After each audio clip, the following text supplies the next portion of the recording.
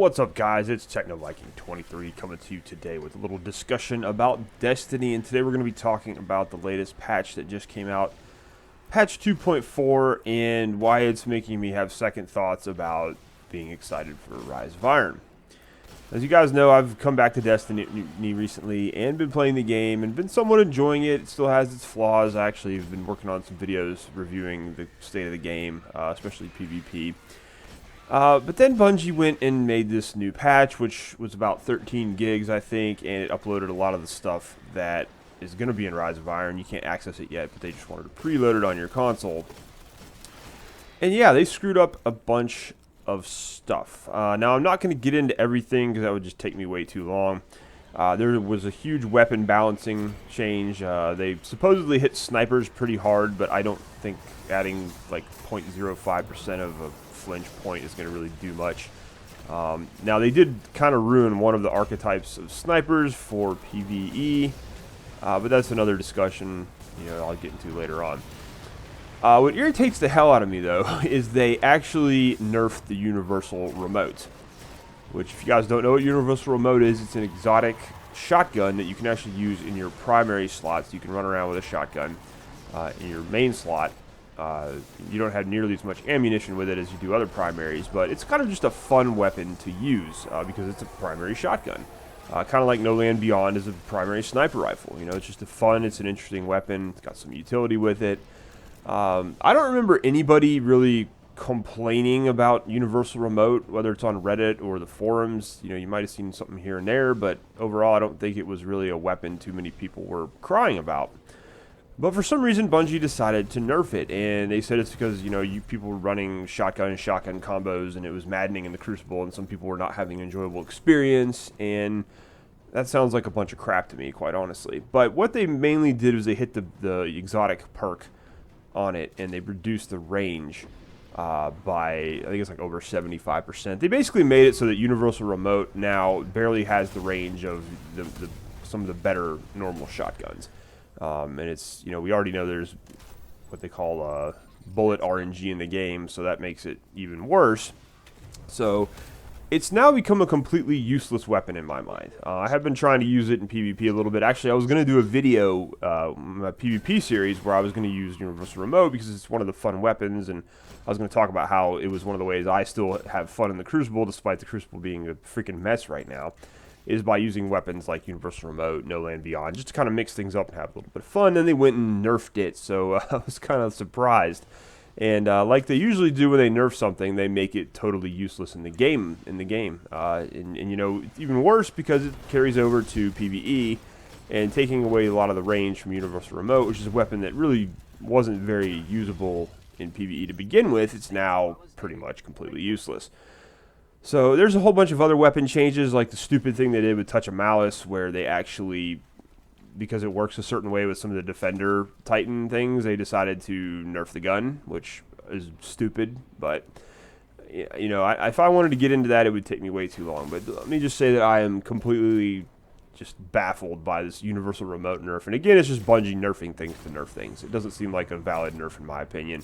A lot of people suddenly seem to be saying, oh, it was too overpowered in the Crucible and all this other stuff, and they had this whole list of weapons they adjusted, and I'm sitting there thinking, okay, the only things I ever get killed by in Crucible are Might of Multi-Tool and the Hawksaw, and they didn't do anything about any of those weapons.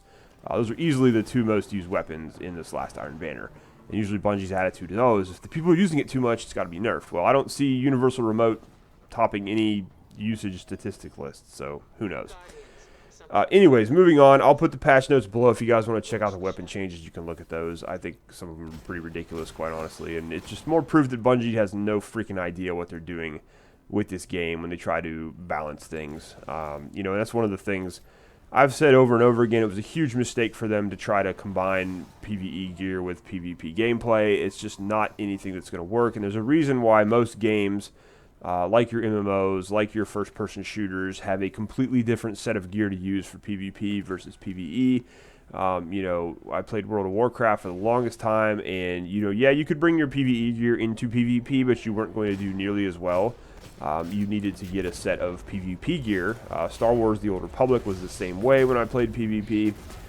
Even you look at Call of Duty and Battlefield, you know, you do the campaign, you have different weapon sets, and you go to play PvP, you have loadouts and different weapons you can unlock that everyone has access to, so it's a little bit easier for it to be balanced. It also makes it easier for the company to balance the game, because when they change something for PvP, it doesn't screw everything up for PvE, and that's Bungie's really big problem here, is no matter what they do with weapon balancing, half of the community is going to be upset because something is going to be nerfed in PvE. And there's a lot of people that play PvE versus PvP. That seems to be a misconception, especially with a game like Destiny. Is the PvP crowd is actually a very small minority of the game's population. And even Bungie has put out statistics showing that. So it kind of is annoying that it always seems like they're catering to the PvP crowd, the PvP crybabies, when everybody's whining about nerfs.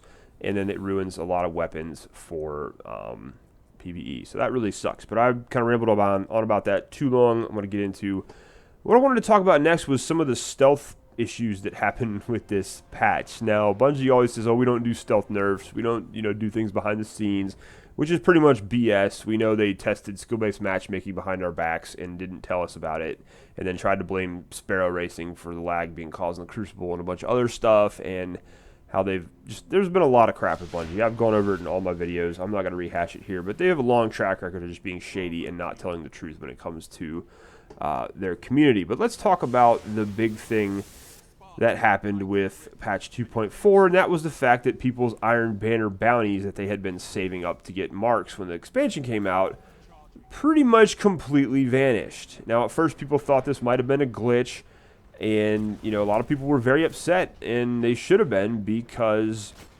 they pretty much lost all those legendary marks they could have got if they had traded in the bounties. Now, myself personally, I made that video talking about how I'm not preparing for Rise of Iron, how I'm not going to hoard things, but I know a lot of people like to do that, and while I think it kind of ruins the next expansion because you run through the content too fast, you know, that's their choice. And a lot of people were encouraged also by Destiny's little flock of sheep, the YouTubers, to hoard the Iron Banner bounties and other things. And then Bungie goes and just takes them away.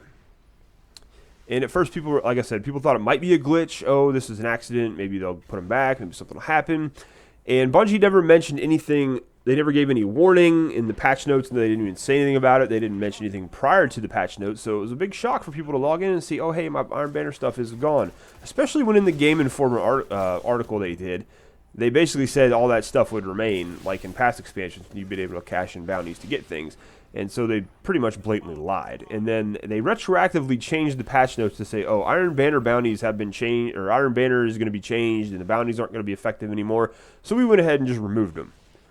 And it was like kind of this like smug little patch note, like, oh yeah, we just figured we'd remove them. They didn't acknowledge the fact that, you know, a lot of people were upset, which is what Bungie usually does when their community's mad. They bury their head in the sand. They don't acknowledge it. And, you know, again, like I said, it would be nice if they would just say something about it and be like, yeah, we did that. We're assholes. Sorry. But they don't even care. There was also the big issue with like the film grain texture that you got on your screen if you came in to play the game. And then, you know, they came in and acknowledged that. So, oh, we're looking at that. We're going to try to fix that. But again, they didn't say anything about the Iron Banner bounties. And it just shows, again, that Bungie just is so shady. They don't care about you as a community member. They will do whatever they want. They won't tell anyone. They are not held accountable. Their army of YouTubers will support them to the death. And this comes out on the heels of Triple Wreck made that excellent video. If you guys have not seen it, I will link it down below. He made a video talking about the RNG with accuracy in the game, where there's basically ghost bullets, because even your accuracy in PvP is based on RNG. So you can fire a shot at somebody with a shotgun at point-blank range, and it will literally not record any damage because RNG decided to say, oh, you weren't accurate with that shot.